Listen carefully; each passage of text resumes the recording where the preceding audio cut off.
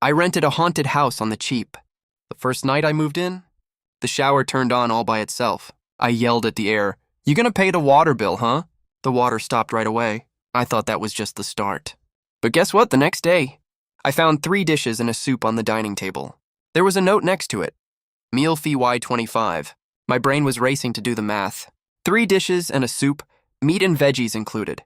It looked super appetizing. A meal like this would cost at least $50 at a restaurant, even if we split the bill. It's only Y25, that's so fucking worth it. I picked up my chopsticks, grabbed a glistening piece of braised pork and popped it in my mouth. It was so good I almost swallowed my tongue. I ate like there was no tomorrow. While I mumbled complaints to the air. I was like, "Hey, ghost lady, you're way too stingy. You're dead already, why are you still so petty? Loosen up a little, will you?" The air was dead silent. Only the sound of my chewing. After eating, I let out a satisfied burp. Looking at the greasy bowls and plates, my lazy ass just didn't feel like washing them. I tentatively stacked all the dishes in the sink unwashed, just to test my new roommate's bottom line. The next morning, I was woken up by the soft clinking of pots and pans. I snuck over to the kitchen door and saw all the dishes in the sink were spotlessly clean and stacked neatly in order. There was another note next to them, no blood this time. It was written in regular black ink. Dishwashing fee, Y5 per time. Settle the bill at the end of the month. I laughed out of anger. Hell, this is actually great. I'm Lin Bei. I've lived over 20 years. This is the first time I've met a ghost with such strong principles. My competitive side was fully triggered. "Oh, you want to mess with me, huh? Bring it on." I deliberately put a full garbage bag by the door, blocking half the doorway. "If you're so capable, throw it out for me."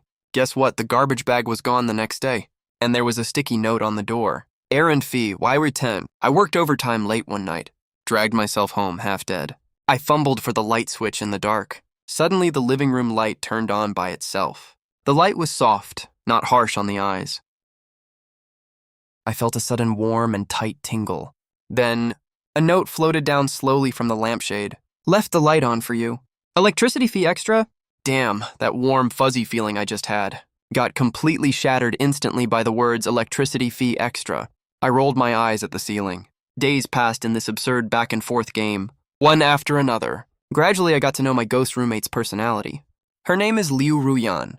She's a total neat freak.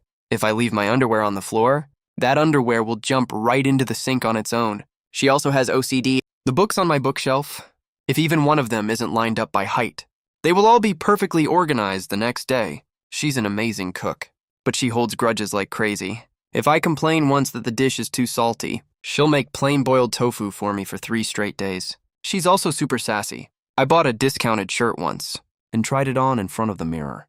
On the mirror, a line of words made of steam slowly appeared. Terrible aesthetic. Terrible taste. Your wallet's even worse. I was so mad I jumped up and down, yelled at the air. "None of your business.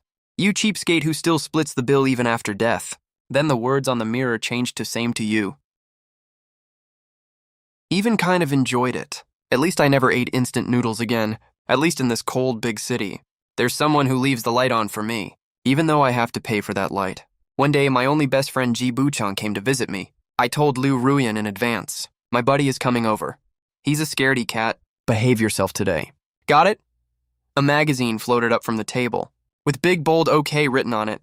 The next day, when Ji Buchang walked in, he sniffed dramatically. "Lin Bei, did you strike it rich? Did you hire a maid? This place is way too clean for you. You changed your bad habits finally." As soon as he finished talking, the TV that was playing an action movie suddenly switched to the finance channel. Ji Buchang jumped in fright immediately.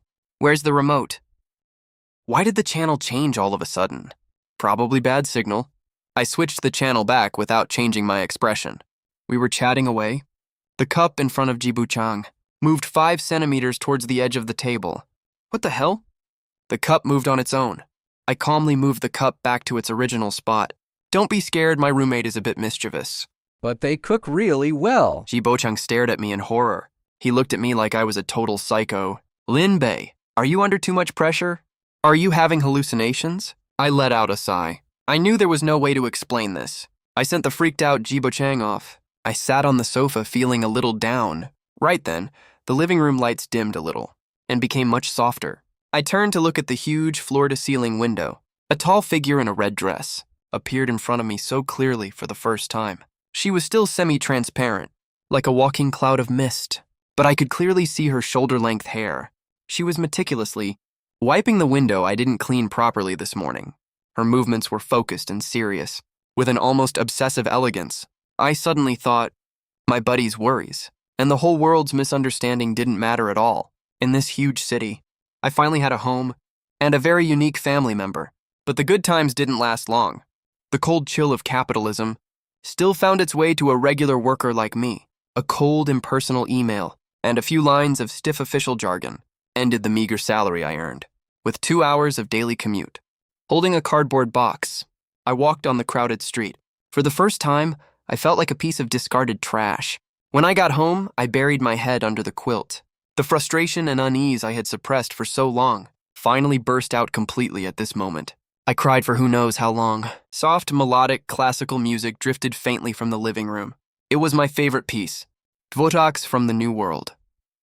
I mentioned it once to the air when I was eating, saying this song is so beautiful, it feels like even the hardest days can be gotten through. I sniffled and dragged my heavy feet out of the bedroom.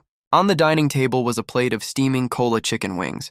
Next to it, a note lay quietly. It only had 2 words on it, on the house. Finally, my tears fell down uncontrollably, not because of grievance, but because of warmth. For the first time, I said seriously to the air, thank you. Liruyan. There seemed to be a very soft sigh in the air. After I finished eating, I turned on my computer and started sending out resumes like crazy. But all the resumes I sent got no responses at all. The few interviews I got all ended with me getting rejected in the final round. Watching my bank account balance decrease every day, anxiety was eating away at my nerves. I started suffering from insomnia night after night. Finally, I received an interview notice from my dream company that I had been longing for. Right after that, I dug out the only formal suit I had stored at the bottom of my closet. On the day of the interview, I woke up very early because I was too nervous. When I bought breakfast at the coffee shop downstairs, my hand shook, and a whole cup of hot Americano spilled all over my shirt.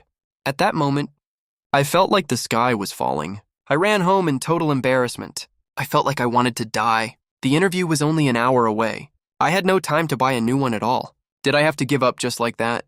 Right at that moment, I heard a low whir from the bathroom of the washing machine starting up. I froze. I rushed over and saw that coffee-stained shirt tumbling around in the washing machine. 20 minutes later, the washing machine stopped. The dryer function turned on.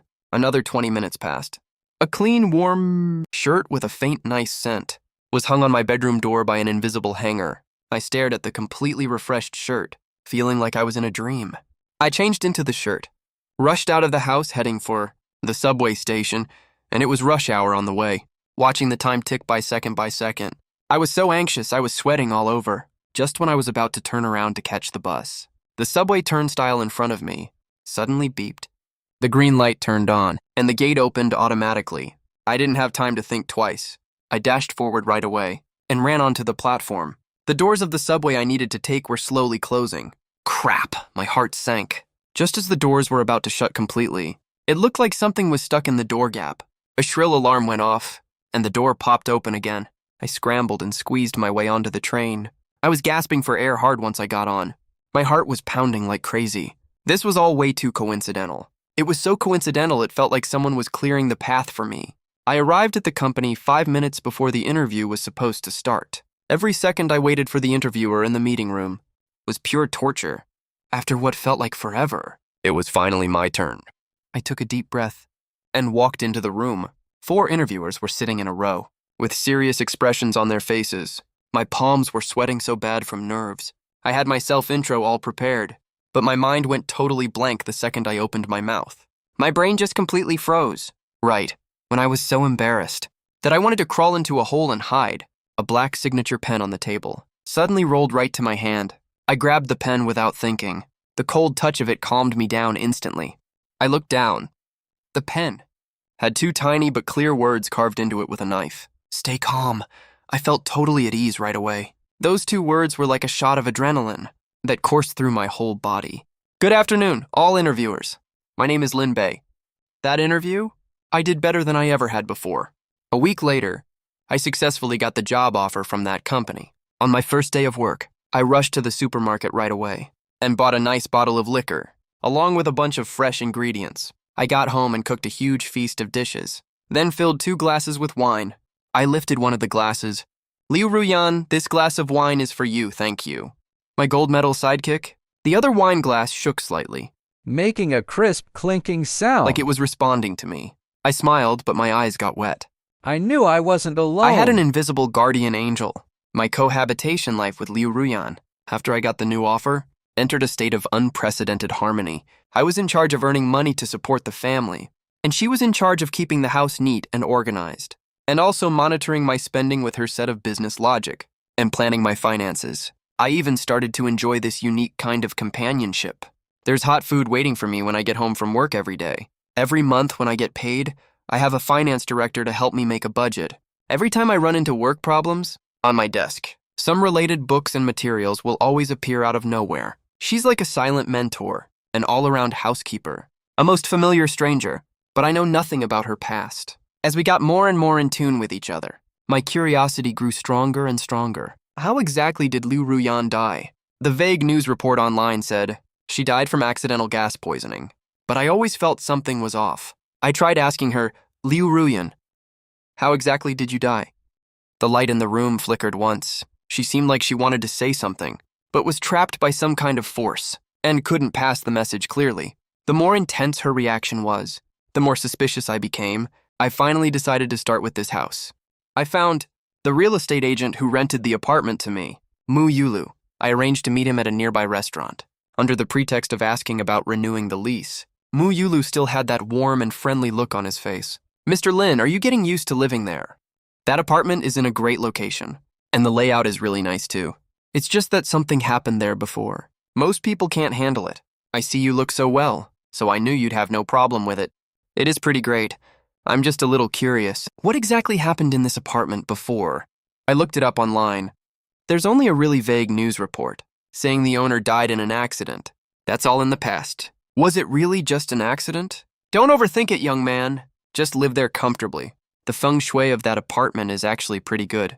Look, not long after you moved in, you even got a better job. Your luck is turning around. He skillfully changed the subject and kept telling me not to overthink it during the conversation. His enthusiasm in my eyes had a weird off vibe to it. A normal agent only cares about rent and contracts. Why does he care so much about my mental state? And why does he keep stopping me from learning about the past of this apartment? After exchanging some polite greetings, I waved goodbye to Mu Yulu. But this meeting didn't ease my doubts at all. Instead, it put me on high alert. That very night, I had a really terrifying dream. in the dream, I stood in thick white fog. I couldn't see anything around me. I heard a voice both familiar and strange, shouting fiercely in a quarrel. Liu Ruyan, I treated you as my friend. How dare you touch this sum of money? Mu Yulu, are you crazy? Ruyan, please help me one more time. Just the last time. I promise I'll make up for the shortfall. No way, this is the client's money. You are committing a crime, so you're forcing me to die then. The quarrel got more and more intense. Finally, I heard a heavy, dull thud, and the sound of something falling to the ground. Then everything went dead silent. I jolted awake from the dream. My heart was pounding wildly. My back was ice cold. That dream felt way too real. Muyulu. In that dream, Liu Ruyan called out this exact name.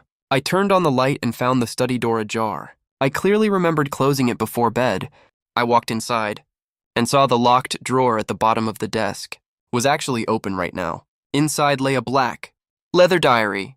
My heart skipped a beat. Is Liu Ruyan guiding me? I opened the diary with trembling hands. Most of the diary content was about financial investment and some trivial daily matters. I flipped through it quickly. Finally, in the latter half of the diary, I found a name that appeared very frequently. Muyulu. The diary recorded that Liu Ruyan and her business partner cooperated on an investment project together. Later, she found out. Mu Yulu embezzled a large sum of money behind her back to trade high-risk cryptocurrency and ended up losing all the money, leaving a huge financial hole. Liu Ruyan wrote in the diary, I can't believe Mu Yulu would do such a thing. Years of trust are worthless in front of greed. I must make her responsible for her actions, no matter what the consequences are. This was her last diary entry. Mu Yulu. My blood ran cold instantly. I took the diary and went back to the living room. I asked Liu Ruyan into the air with a trembling voice. Is Mu Yulu the one who killed you? Right after I finished speaking, the temperature of the whole room dropped suddenly. The crystal chandelier overhead started shaking violently. The clock on the wall fell to the ground, making a harsh, shattering noise. This was the strongest reaction I had ever seen from her. But this reaction confirmed all my guesses. Liu Ruyan didn't die of an accident. She was murdered, and the murderer, who's still at large. Real estate agent, Mu Yulu. The truth was like an ice-sharp knife, slicing through the illusion of my peaceful life. I looked at this home that Liu Ruyan had kept, completely spotless. For the first time, I felt a bone-chilling cold. I can't just sit by and do nothing. Lin Bei, don't be a coward. Don't worry, Liu Ruyan. I'll make sure she goes where she deserves to be. The lights in the room stopped flickering and returned to a warm tone. I took a deep breath and started making a plan. I needed evidence. But not enough to convict her. I needed to make Jo Mayulu expose her flaws herself. I used being interested in investment and wealth management, and wanting to ask an expert for advice as an excuse to contact Mu Yulu again. This time, I arranged to meet her at a noisy open-air cafe and turned on my phone's recording function in advance.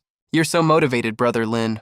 You just got a new job and already started thinking about investment. I can't help it. I've been scared of being poor. Mostly it's because you have good taste, Sister Mu. You recommended such a great house to me. It changed my luck for the better. Speaking of which, I'm still very curious about the former owner, Miss Liu. I heard she was also a financial elite when she was alive. Did she also do investments? I stared closely at Mu Yulu's eyes. When I mentioned the name Liu Ruyan, her pupils contracted almost imperceptibly. Yes, Miss Liu was an outstanding talent. What a pity the good die young. Recently at home, I found some diaries and notes she left behind.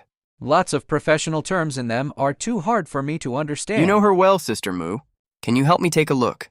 I threw out the bait deliberately. Mu Yulu's face finally showed a tiny subtle change. Her hand holding the coffee trembled slightly. That's a diary, you know? It's someone else's personal belongings.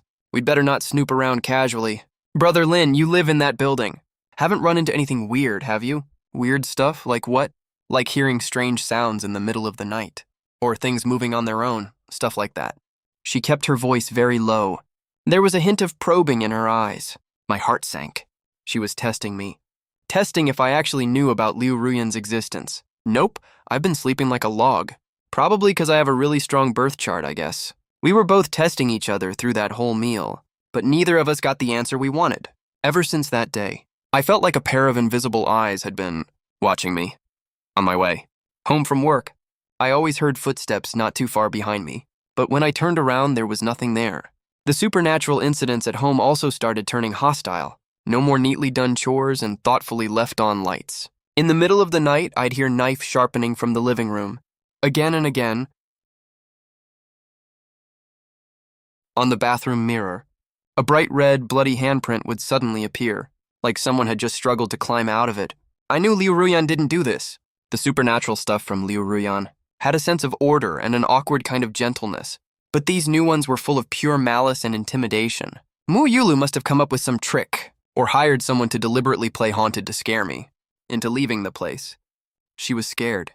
She was afraid I'd go through Liu Ruyan's belongings and find something I shouldn't see. One late night, I woke up from a nightmare and saw that on my bedroom window was covered in a thin layer of fog, and words were slowly forming on the fog. It was Liu Ruyan. She used all her strength to write 3 words on it. Danger, leave. Her handwriting wasn't as strong as it used to be. It was all wobbly and crooked, like it could disappear any second. My heart twisted hard. She was protecting me, even though she was trapped here herself.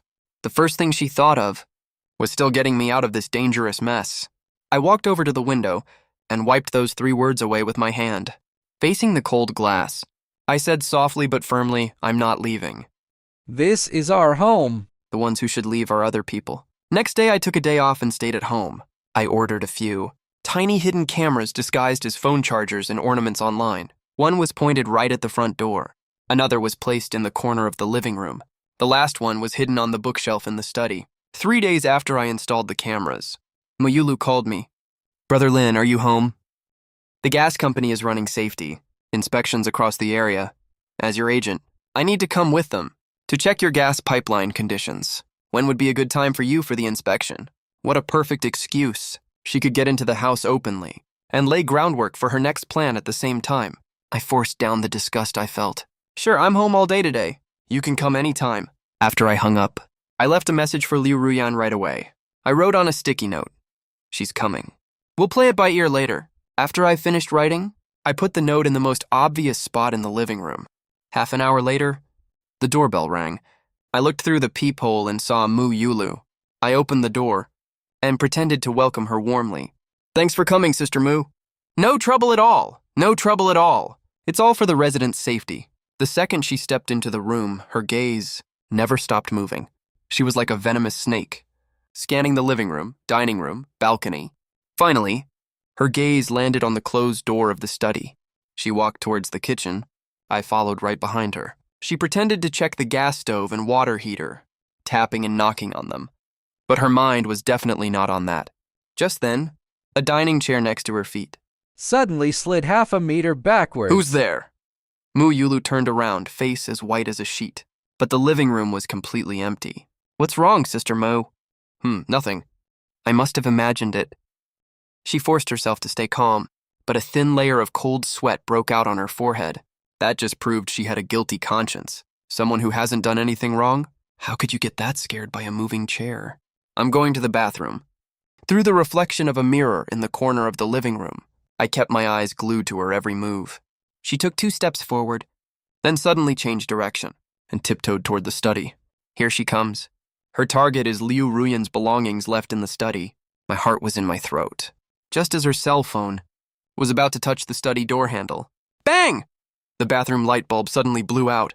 Then the sink faucet, the shower head, the toilet tank. Every place that can let out water, all turned on automatically at the same time.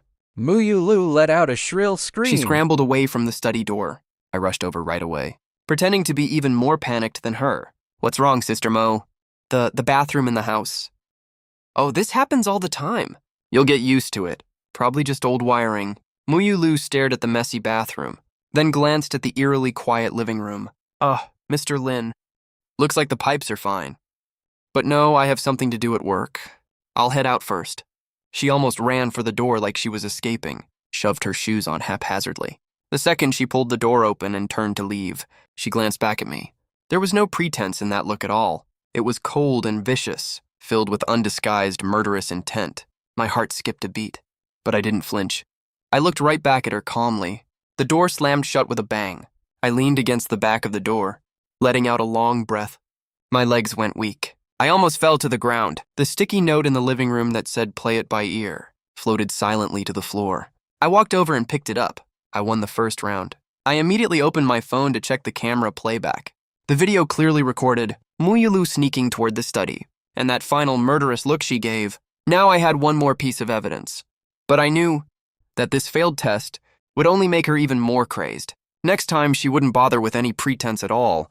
The storm came faster than I expected. After Mu Yulu's test failed, she completely tore off her hypocritical mask. She knew this house was haunted. So she decided to turn this to her advantage. She was going to repeat her old trick. Make me die in a carefully staged accident. Gas poisoning. 2 a.m. I was woken up by a heavy, dull thud from the living room. It sounded like someone had climbed in through the balcony and made that noise when they landed. It's her, Mu Yulu. I held my breath, sneaked out of bed, and hid behind the bedroom door. Peeking out through the crack in the door, a dark figure was moving slowly in the living room, holding a toolkit in her hand. She walked straight toward the kitchen. My heart was pounding like crazy. It almost jumped out of my throat. I forced myself to calm down. I felt for my phone on the nightstand, turned the screen brightness all the way down, and dialed 110 with trembling fingers. The second the call connected, I didn't say a word, just held the receiver toward the living room. This was a survival trick I'd seen before. If you call the police without speaking, the operator will assume you're in danger and track your location. After I did all that, I immediately opened the camera app and turned on the live stream function. Then I sent the live stream link, along with a pre-written distress message, to my buddy Jibo-chang with one click. "Bo-chang, if something happens to me, this is the proof. Don't call the police, wait for them to contact you."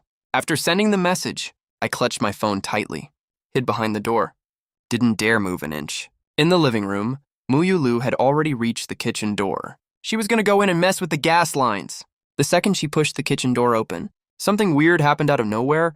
Bang! A loud noise. The kitchen door slammed shut right in front of her. Muyu Lu was startled by this sudden change, then quickly realized what was happening, and started banging on the door like crazy. Open the door. Open the damn door right now. Whoever's in there, get the hell out. I peeked through the door crack. I saw that in the air of the living room. A translucent figure was flickering violently. It was Liu Ruyan. Her figure was dimmer than ever before, like a wisp of smoke about to be blown away by the wind. I could tell just closing and locking that door had drained almost all of her strength. She was buying me time with her very existence. Muyulu couldn't smash the door open, so he started kicking it. The old wooden door creaked like it was about to fall apart. With every impact, Liu Ruyan's figure got even more translucent. I saw her originally clear outline started to blur and fade. My heart felt like it was being squeezed hard by an invisible hand. It hurt so bad I couldn't breathe. I couldn't hide anymore. I couldn't just watch her sacrifice herself to protect me and be completely wiped out of existence. A surge of courage came out of nowhere and washed away all my fear in an instant. I looked around.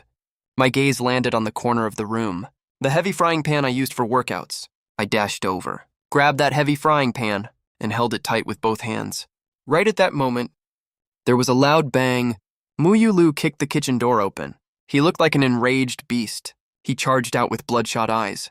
He spotted me and saw the frying pan in my hand. Oh, you little brat, you want to fight back? Both of you are going to die today. He lunged at me with a knife. I didn't back up. I ran straight towards him instead. I used every ounce of strength I had and slammed the frying pan hard against his head. There was a deep, loud clang. Muyu Lu fell to the ground right away.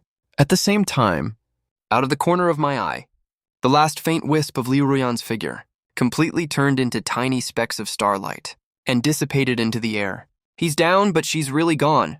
In the air, a note slowly drifted down and landed at my feet. It had familiar blood-red words on it, but they carried a gentleness I'd never felt before. Protection fee, 1 life.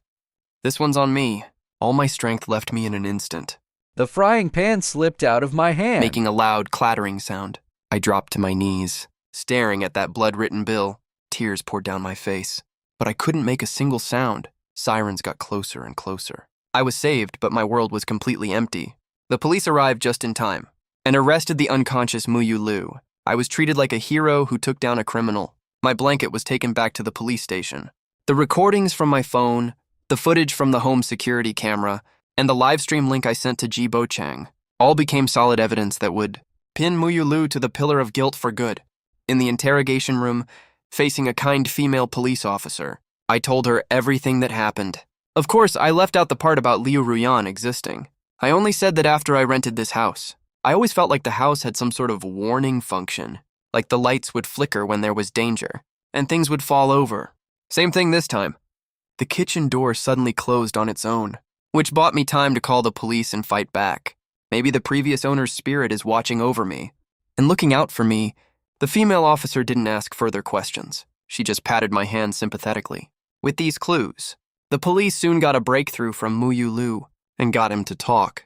His phone call records, bank statements, and fund transactions with underground casinos all clearly pointed to one truth. Years ago, he lost all his money playing the stock market.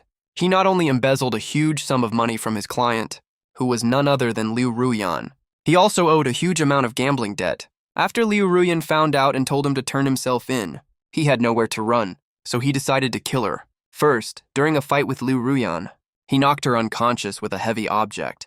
Then he faked a gas leak scene and made it look like a perfect accident. All these years, he had been working as a real estate agent to keep an eye on this house. He was scared a tenant would find some clues.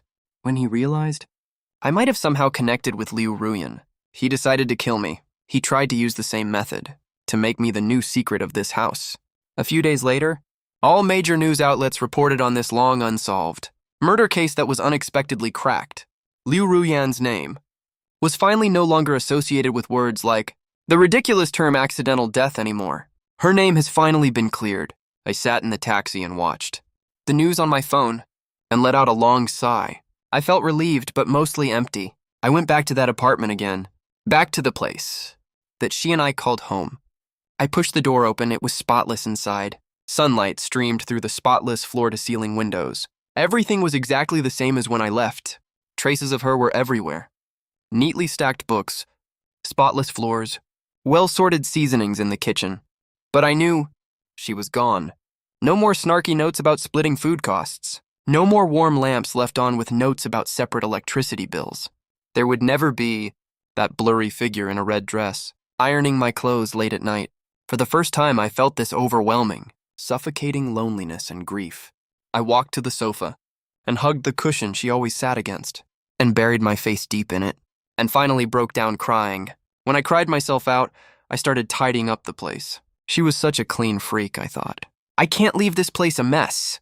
When I was cleaning the study, under that diary, I found another black ledger. It was the expense ledger between her and me. Every entry was written clearly. May 10th, split dinner cost. Lin Bei owes 25 yuans. May 12, did dishes, Lin Bei owes 5 yuan. May 15, took out trash. Lin Bei owes 10 yuan. I flipped through page after page, laughing through my tears. That cheapskate. When I got to the last page, I thought it would be the total amount I owed. But it wasn't a bill. It was a line of writing, written in black gel pen, still elegant, but with a softness I had never noticed before. Lin Bei, live well. Eat on time. Don't miss me.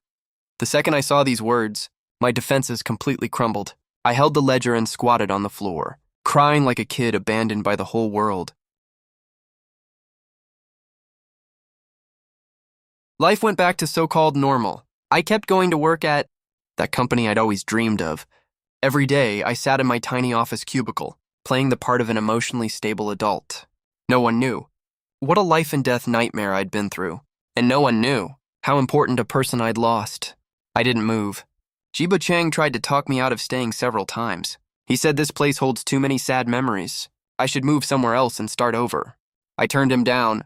I said, this is my home. I started unconsciously following the rules Liu Ruyan and I had. After eating, I washed the dishes right away.